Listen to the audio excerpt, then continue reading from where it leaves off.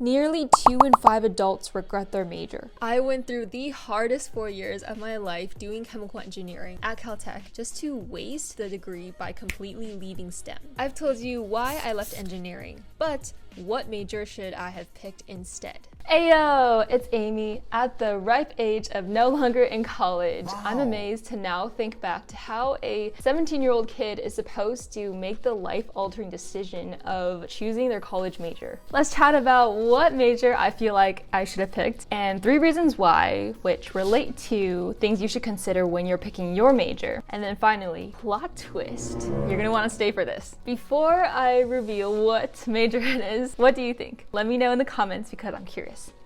Go do it now. Pause the video.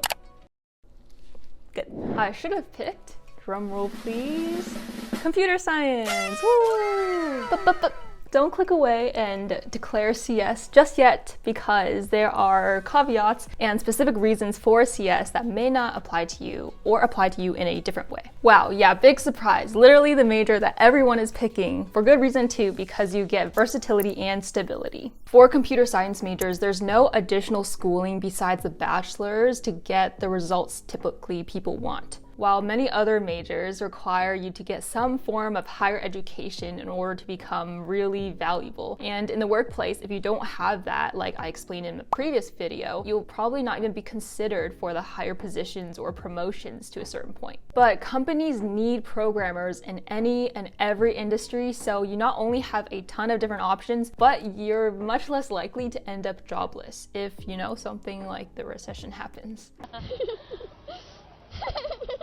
My chemical engineering class had 8 people, and literally 4 people went into consulting like me, and the other 4 people went to get a PhD. There was no one who went into chemical engineering related to industry. Besides, if I pick computer science, then I could easily change to ACM if I wanted to because I love math. In 2 of my non-software internships and my current job, which is business related, I coded. I didn't think that I would have to use any of my basic computer science skills again, but the programs I created, 1, gave me amazing stories that I used on my MBA application and job resumes, and 2, made my job easier. Pulling that trick out of your arsenal of skills will set you apart from other people and make you that much more valuable. With CS, I can still get the soft skills in the future if I wanted, but you can't do that so much the other way around. Like, you don't see a business person going to become an engineer. Consultancies take any major can get an MBA. And sure, maybe you can do some like CS bootcamp if you majored in something less hard skills or technical focused, but it's harder when you haven't been training your brain for that long in that way. Also, several mentors told me that they got management positions without the MBA. In fact, my consulting firm particularly wants to hire candidates with engineering background because they know that they can solve and handle the really tough problems. Really advertising CS over here, but coding is not for everyone. We also need to remember that it's not just a major we're picking to study, but it's about what the job entails. You're in college for 4 years,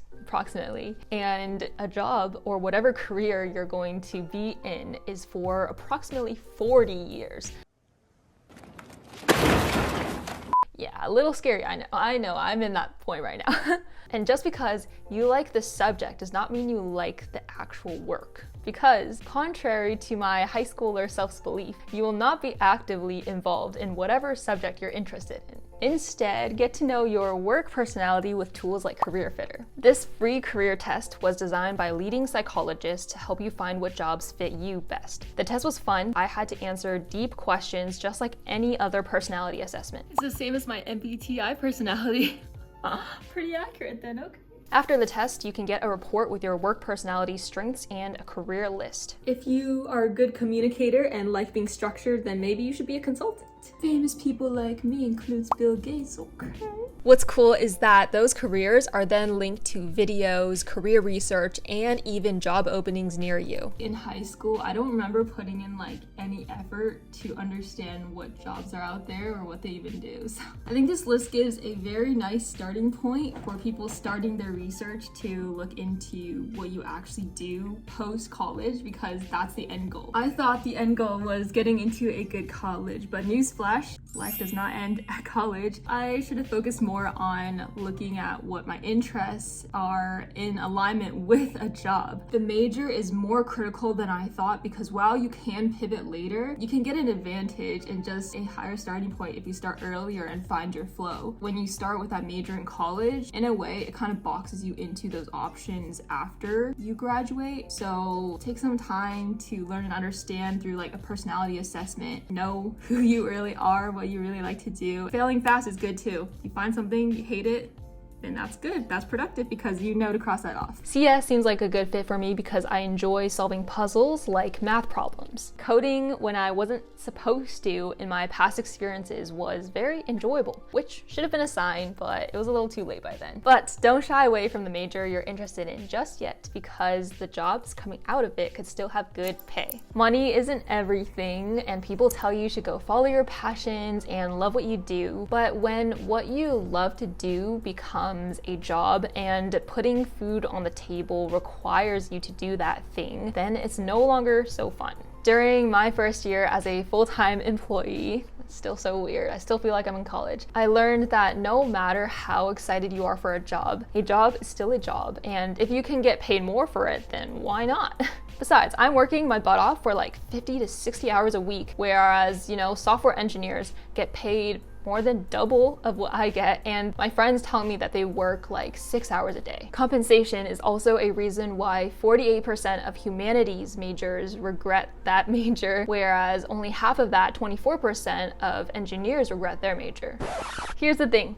Even though everything I just said makes sense and is valid advice, I would not go back in time to change my major for any reason, and this is why. Because I chose chemical engineering, I met my soulmate. Aww, this is the part where it gets cheesy.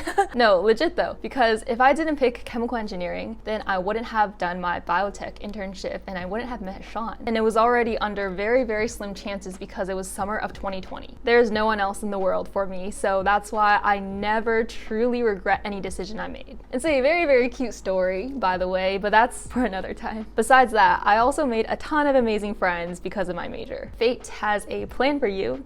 Through all the mistakes and wrong choices you made, all the paths lead to exactly where you're meant to be. So use people's advice and wisdom to guide you to make those decisions to potentially get you where you want to go faster. Don't regret anything because everything in the past made you who you are today. This suddenly became super philosophical and I became preachy again. Sorry. Or not sorry. That was pretty useful, I hope. You should also not worry about getting into a top school, which I explain why here. Till next time, peace. If I pick something else, for example, I'm more like constrained by, if you can get paid more for it, then that's all good.